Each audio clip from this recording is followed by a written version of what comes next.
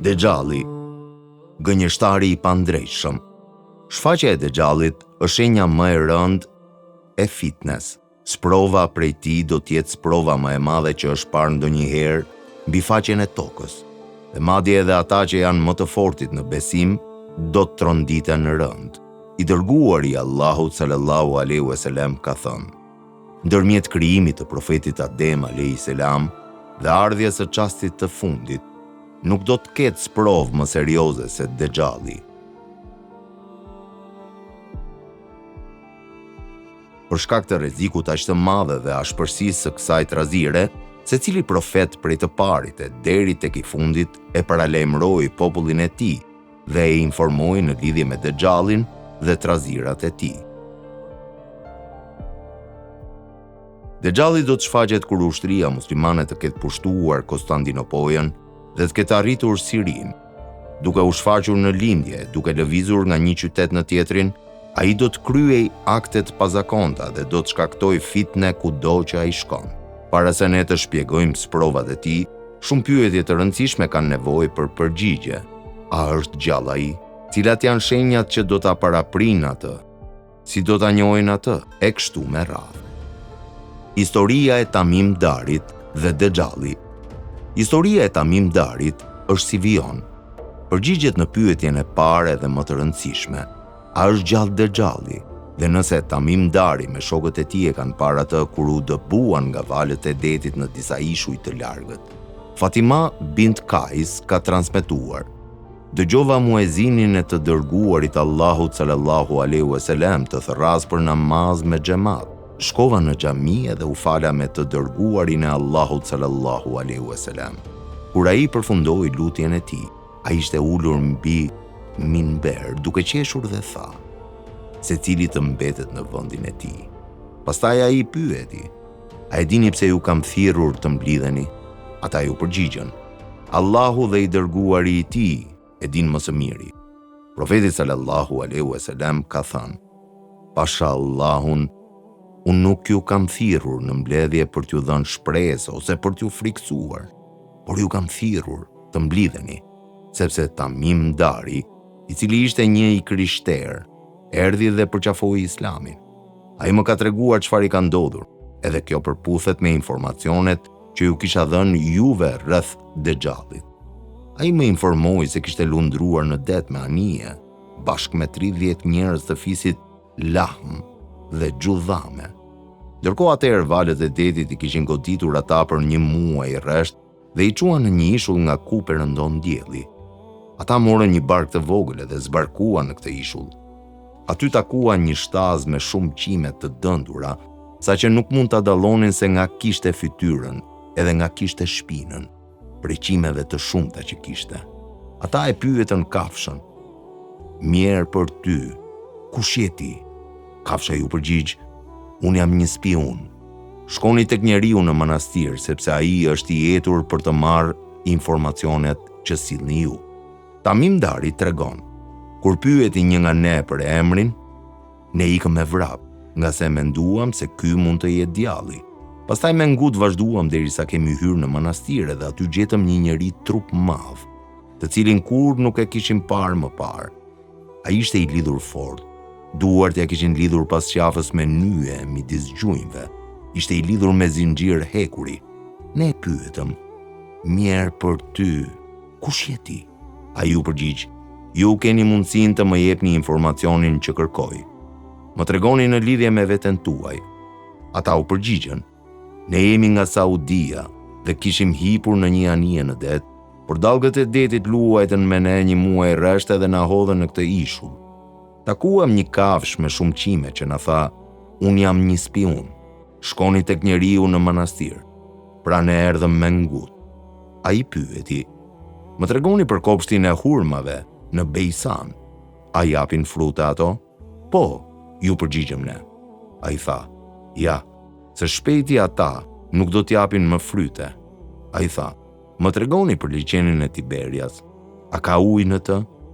Ne ju përgjigjëm: ai është plot me ujë. Ai pohoi: se shpejti uji i tij do të zhduket. Ai pastaj pyeti: tregomni për burimin në Zugara. A ka ujë në të dhe a u isin me ujin e burimit banorët e saj? Po, ai është plot me ujë dhe banorët u isin me ujin e tij. Ai pyeti: "Më informoni për pejgamberin analfabet. Ku ndodhet ai?" Ne i tham: "Ai sapo ka ikur nga Meka dhe ka ardhur në Jethrib, Medinë." Ai pyeti: "A luftuan arabët me të?" "Po," ju përgjigjëm ne. Ai pyeti: "Si i trajton ai ata?" Ne informuam se profeti kishte korrur fitore prej arabëve që e kundërshtuan, dhe tashmë ata ju bindën profetit. Ai tha: "Është më mirë për ta nëse ata i binden atij. Sa për veten time, unë jam padyshim Dexhalli dhe për mua është afër urdhri që do të vijë për të dalë. Unë pastaj do të dal edhe do të udhtoj nëpër botë. Unë nuk do të lë asnjë fshat pa vizituar brenda 40 netëve, përveç Mekes dhe Medines, ku hyrja atje do të jetë ndaluar për mua. Sa herë që unë tentoj për të hyrë në njërin prej tyre, një ëngjëll me shpatë në dorë do të ndeshet me mua edhe do të më pengoj të kaloj andej. Në çdo anë do të ketë ëngjëj për t'i ruajtur ato." I dërguari i Allahut goditi minberin e tij me shkopin e tij dhe tha: "Kjo është Taiba, do me thënë Medina." "Ja, a nuk ju thosha unë?" "Po," ju përgjigjen ata. "Ja, ai është në detin Sirian ose në detin e Jemenit, apo më saktë ai është nga drejtimi lindor." Ai pastaj shënjoi me dorën e tij në drejtim të lindjes. Muslimi. Shenjat që do ta paraprinë atë. Ardhja e Imam Mediut. Në dritën e shumë haditheve, dietarët e Ehli Sunetit janë të mendimit se Imam Mediu do të vijë përpara Dexhallit dhe Dexhalli do të paraqitet pas mbretërimit të Imam Mediut. Skamje e madhe buke. Do të jetë një zi buke për 3 vjet para shfaqjes së tij. Në vitin e parë të urisë do të bjerë 1/3 e shiut më pak dhe toka bën 1/3 më pak të lashtave të saj. Në vitin e dytë qielli do të paksojë 2/3 e shiut të tij dhe toka do të paksojë 2/3 e të lashtave të saj. Në vitin e tretë nuk do të bjerë asnjë pikë vetëm shiu dhe asnjë gjë nuk do të rritet. Kështu që të gjitha kafshët me thundra dhe dhëmb thumbues do të vdesin. Tezbiu do të mjaftojë për të shuar urinë e besimtarve. Asma bin Jezid Mishkat. Prindërit e Dexhallit. Babai i tij do të jetë i gjatë dhe i holl me undën e theksuar si një sqep, ndërsa nëna e tij do të jetë e shëndosh edhe me 2 duar të gjata. Ata do të mbeten 30 vjet pa fëmijë. Pas 30 vjetësh, ju lind djali me një sy edhe me dhëmb kafshues që do t'i bëjnë pak dobi, zemra e të cilit do të mbetet zgjuar, ndërsa syt të fjetur. Abu Bakar, Tirimi Dhiu. Shenjat e përgjithshme të Dexhallit. Nga hadithi i Musharikut, i cili mund të gjendet tek Muslimi, ne mund të arrijmë në përfundimin se arabët do të jenë më pak në numër. Në të njëjtën kohë, nga hadithi i Xhabir bin Abdullahut, i cili gjendet në An-Nihaya, ne mund të dalim në përfundimin se mësimi fetar do të jetë i ulët në popull dhe shumë pak do të ketë njohje të parimeve e doktrinave fetare, si dhe ignoranca do të mbizotrojë. Përshkrimi fizik i Dexhallit. Dexhalli është djalë i ri, burr i trash, i bardhëllem, me çere me gjoks të gjerë dhe dhëmb thumbues. Përngjashëm me Uza bin Katad, nga fisi i Kuza.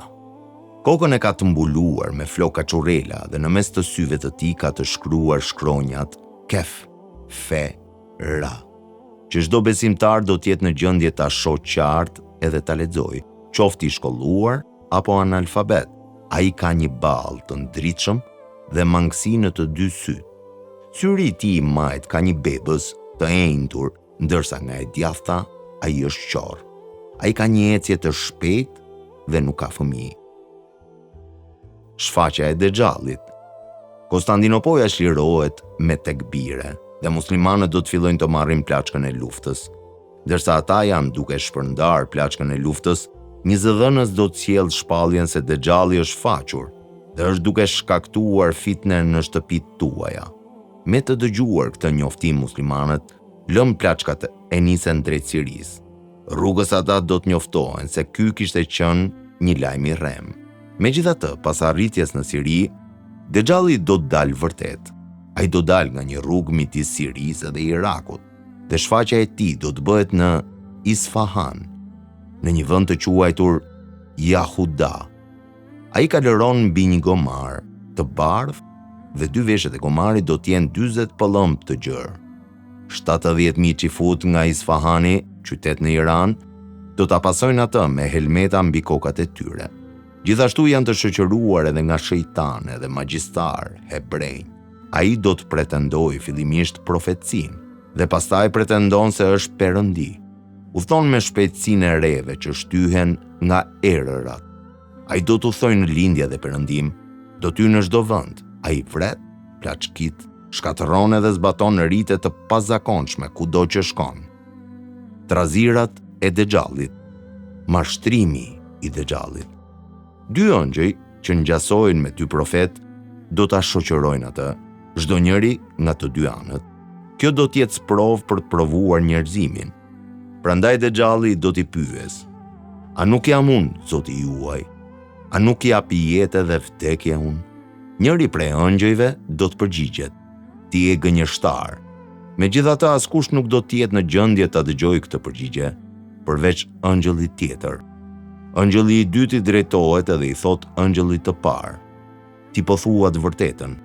Çdo kush do ta dëgjojë atë që thot ky ëngjëll dhe do të mendojë se ëngjëlli është duke dëshmuar se Dexhalli është Allahu, edhe pse në realitet ëngjëlli i dytë i drejtohet ëngjëllit të parë duke rënë dakord me përgjigjen e tij, se ai po thot të vërtetën dhe se Dexhalli sigurisht që është një gënjeshtar. Musnedi i Imam Ahmedit. Dexhalli do të vi tek një beduin të cilit i kanë vdekur prindërit, edhe do t'i thot atij: a do të besosh se unë jam Zoti yt, nëse unë t'i sjell prindërit përsëri në jetë? Ai do të përgjigjet: po. Djajt që e shoqërojnë Dexhallin do të marrin formën e prindërve të tij, edhe pasi ata të bëhen sikur prindërit e tij, do t'i thonë djalit: o fëmia ynë, beso në të edhe ndiqe atë. Ai është Zoti yt. Beduini do të mashtrohet dhe detyrohet ta besojë atë. Abu Umamma ibni Majah. Ai do të vi tek një beduin tjetër edhe do t'i thotë: a do të besosh tek unë se jam Zoti yt, sikur ta sillja deven tënde përsëri në jetë? Po, do të përgjigjet ai.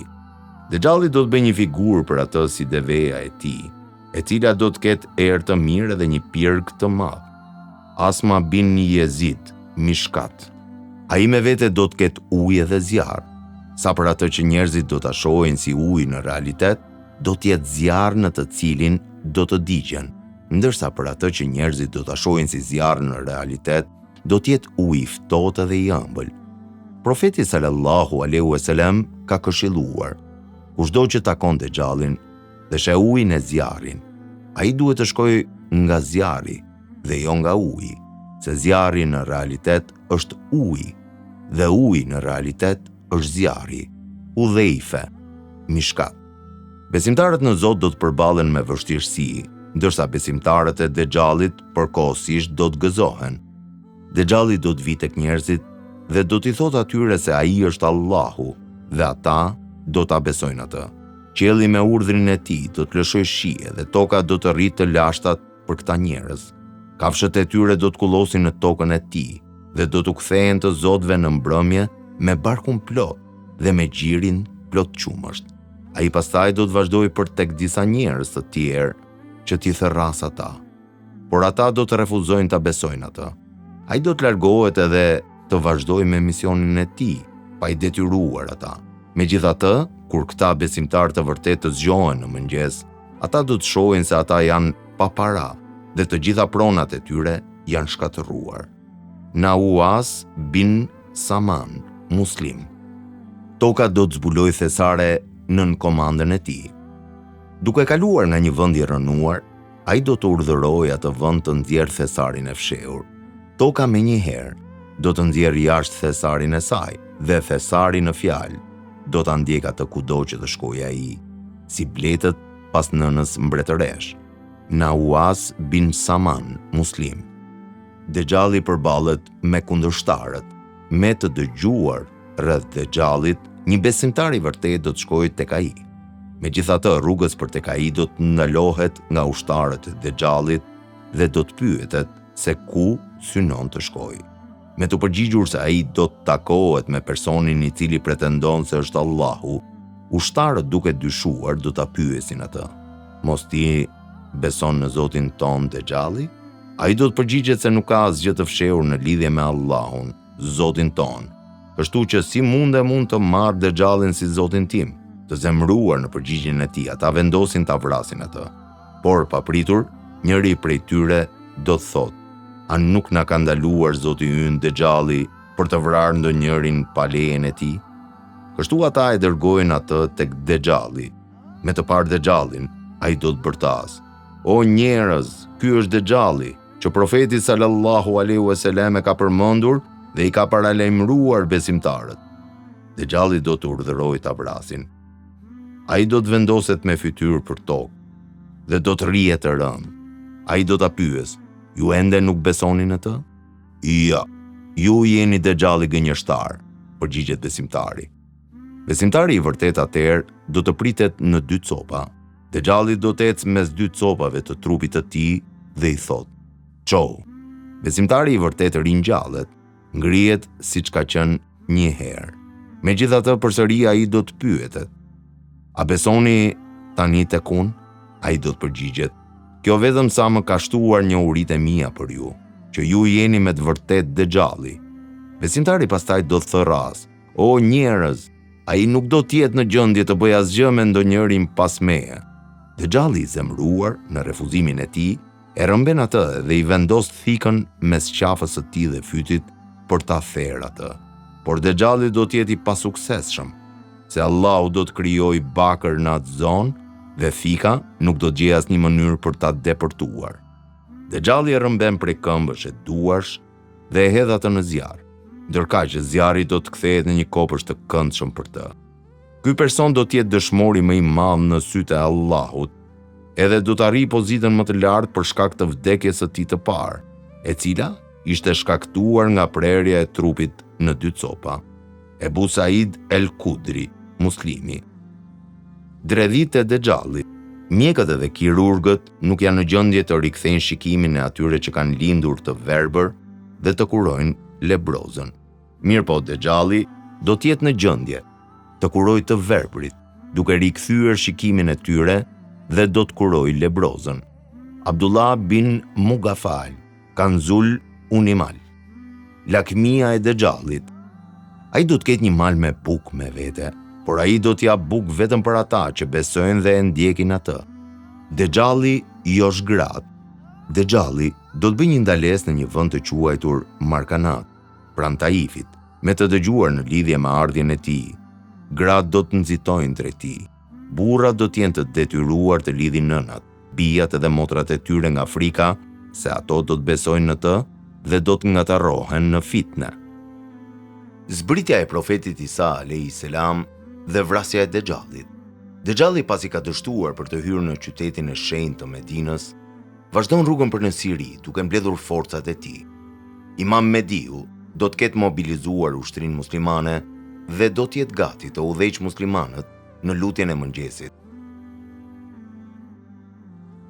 Kur pejgamberi Isa a.s. do të zbreste minarja e bardhë, Nawaz bin Saman, muslimi, në lindje të Damaskut, i veshur me dy rroba ngjyrë shafrani, duke u mbajtur me duart e tij mbi krahët e dy ëngjëjve. Të gjithë ata që janë të pranishëm do ta njohin atë, pasi ai do të duket tamam siç e përshkroi profeti sallallahu alaihi wasallam. I ngjan sahabiut Urwa bin Mesud. Dhe ngjyra e lëkurës së tij do të jetë e bardhë në të kuqërremb. Ai do të jetë trup lidhur dhe flokët e tij do të jenë të butë dhe të gjata deri tek veshët e tij. Kur ai e ul kokën e tij, ruaza djerse do të bien prej flokëve, dhe kur ai ngre kokën e tij, ruaza si perla do të shpërndaj prej flokëve. Nawaz bin Saman, muslim. Çdo kafir që ndjen erën e frymës së tij të ëmbël do të vdes. Dhe fryma e tij do të arrijë aq larg sa mund të shohë syri i tij. Imam Mediu, duke falur namazin, me të parë profetin Isa a.s. do të bëjë disa hapa prapa që pejgamberi Isa a.s. të mund të udhëheqë namazin. Mirëpo Isa a.s. do të vërë duart e tij mbi shpinën e imamit dhe do t'i thotë: "Shko përpara dhe udhiqe ti namazin, sepse ikameti është bërë për ty." Kështu Imam Mediu do të udhëheqë namazin. Pasi falen profeti Isa a.s. do të thotë: "Hapni portat." Porta do të hapet dhe Dexhalli do të jetë në pritje pas porte i shoqëruar me një ushtri prej 70.000 qifutësh, secili i armatosur me një shpatë dhe mburoj. Dexhalli me të parë profetin Isa a.s. në mesin e muslimanëve do të fillojë të shkrihet si kripa në ujë dhe do t'iki. Profeti Isa a.s. do t'i thotë: "Ti do të mbetesh gjallë derisa unë të të godas me shtizën time." Ai do ta ndjek atë edhe do ta kap në portën lindore të Ludit. Lud është një mal në Siri. Disa thonë se ai është një fshat në Jeruzalem dhe disa thonë se ai është një fshat në Palestinë dhe pastaj Isa a.s. do ta vras atë me një shtizë të vogël. Muslimanët më pas do ta azjesojnë ushtrinë e Dexhallit. Qifutët nuk do të jenë në gjendje të fshihen askund atë ditë. Çdo herë ata përpiqen të fshihen prapa ndonjë guri, muri, peme, me përjashtim të një peme e quajtur garkat apo kafsh. Allahu do t'i bëj këto gjëra të flasin dhe të thonë: "O robi i Allahut, është fshehur një qifut pas meje, ejani dhe vriteni atë." Dituria për zbritje nga qielli e profetit Isa a.s. Dietarët e Ehlu Sunetit kanë dhënë shumë arsye të ndryshme për kthimin e profetit Isa a.s. në këtë botë ose për ardhjen e tij të dytë. Disa janë të shënuara më poshtë. 1. Qifutët besojnë se ata kishin vrarë profetin Isa a.s. dhe Allahu do ta dërgojë para përfundimit të kohës për të vërtetuar se ata nuk e kishin vrarë atë dhe se ai është ende gjallë. 2. Disa dietarë kanë thënë se profeti Isa a.s. ka shumë virtyte të pasuesve të profetit Muhammed sallallahu alaihi wasallam në Bibël. Kështu që ai ju lut Allahut që ta bënte atë pjesëtar të ummetit të profetit Muhammed sallallahu alaihi wasallam. Allahu ju përgjigj lutjes së tij dhe ai do të kthehet për herë të dytë si një nga përcjellësit e profetit Muhammed sallallahu alaihi wasallam. Ibn Kathir. 3. Është ligji i Allahut se çdo gjë e cila është krijuar nga toka duhet varroset në tokë, edhe jo në qiell. Kështu ai do të kthehet në tokë për herë të dytë, të vrasë Dexhallin, të jetojë për një periudhë kohe dhe pastaj ai do të vdes nga një vdekje natyrale. Profeti Isa a.s. dhe Yexhuj me Xhuxhët, Gog Magog. Pas një periudhe të shkurtër që profeti Isa a.s. ta ketë vrarë Dexhallin, dy fiset fuqishme Yexhuj Maxhuxhët do të paraqiten, duke shkaktuar vrasje, grabitje dhe shkatrim kudo që shkojnë. Shfaqja e Yexhuj Maxhuxhëve është edhe një shenjë tjetër e madhe e kiametit. Ata do të shkatërrohen përmes lutjes së profetit Isa. Nuaz bin Saman, muslimi, më shumë detaje në lidhje me ta vijojnë më poshtë. Profeti sallallahu alaihi wasallam ka thënë: "Pasha atë në duart e të cilit është jeta ime. Me siguri biri i Merjemes do të zbres nga qielli në mesin tuaj si sundimtar i drejtë. Ai do ta thyej kryqin, do të vras derrat dhe të shfuqizoj taksën. Pasuria do të jetë me bollëk të tillë sa që askush nuk do të kujdeset për të. Ndërsa një sejdë e vetme në një lutje do të jetë më e mirë se bota dhe gjithçka që është në të." Ebu Hurejra, Buhariu, Muslimi. Hadithi më sipër më tregon qartë se kur të rikthehet profeti Isa a.s. në botë për herë të dytë, ai nuk do të mbretërojë si profet. Ai nuk do të sjellë një sheriat ose fe të re, sepse Islami është feja e fundit. Kurani është libri i fundit dhe profeti ynë Muhamedi sallallahu alaihi wasallam është profeti i fundit. Nuk ka asnjë profet që do të vijë pas tij. Kurani e ka bërë shumë të qartë këtë fakt. Allahu thot në Kur'an: "Muhamedi nuk ka qenë babai i asnjërit prej burrave tuaj, por ai ishte i dërguar i Allahut edhe vule të gjithë pejgamberëve. El Ahzab 40. Kur profeti Isa a.s. kthehet për herë të dytë, ai do të mbretërojë si një kalif dhe jo si profet. Do të ndjek Kuranin edhe Sunetin dhe do të sundojë sipas tij. Do të ngrej dhe do të përhap Islamin nëpër botë. Ai gjithashtu do të vras derrat që të krishterët i konsiderojnë halal për t'u ngrënë dhe përdorim, dhe shfuqizon xhizjen, tatimin. Në mbretërimin e profetit Isa a.s. askush nuk do ta paguajë këtë taks. Ai nuk do të pranojë asgjë më pak se Islamin prej jo besimtarëve, dhe ata të gjithë do të besojnë në të. Kurani thotë: të gjithë hidhtarët e librit, para se të vdesin, do t'i besojnë Isait, që është pejgamber e jo Zot, e në ditën e Kiametit ai, Isai, do t'jetë dëshmitar kundër tyre. Nisa 159. Së dyti, do të ketë një bollëk në pasuri, aq sa që ajo do të rrjedhë si ujë, edhe nuk do të mbetet dikush që mund t'i jepen para. Kështu që kjo taks do të shfuqizohet. Bekimet në kohën e profetit Isa a.s. Të gjitha llojet e mirësive shpirtërore dhe materiale do të zbresin në tokë në kohën e tij. Pasuria do të rrjedhë si ujë. Të gjithë do të jenë të pavarur edhe do të kenë pasuri dhe prona të tepërta në atë masa askush nuk do të jetë në nevojë të zekatit dhe sadakas. Kështu që marrja e zekatit edhe sadakas do të anullohet. Të gjitha zemrat do të jenë të lira nga mjerimi, dashakeqësia, zilia dhe xhelozia. Një vajzë e vogël do të lozë me një luan sikur të ishte një qenush, dhe luani nuk do ta lëndojë atë. Helmi do të largohet nga të gjitha kafshët helmuese. Një djalë i vogël do të vërë në dorën e tij gojën e një gjarpri, por ai nuk do ta lëndojë atë. Çakalli do të jetojë me delet, sikur të ishte një qen në roje i tyre. Paqja, harmonia dhe qetësia do të mbizotrojnë në botë.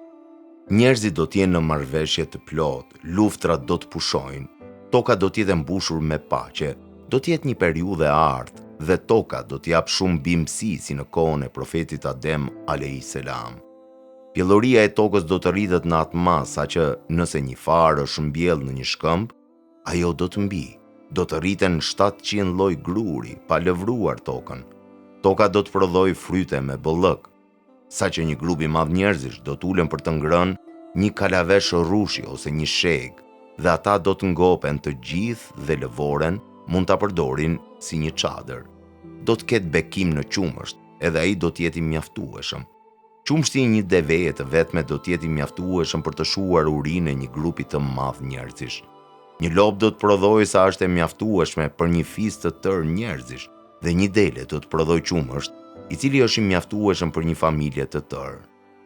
Kuaj do të jenë të lirë, se ata nuk do të përdoren më në luftë dhe demat do të jenë shtrenjtë, pasi ata do të jenë të nevojshëm për të lëvruar tokën. Jeta do të jetë shumë e këndshme dhe e bukur pas zbritjes së Isait. Muslimanët do të jetojnë në rehati në mbretërimin e tij si kalif.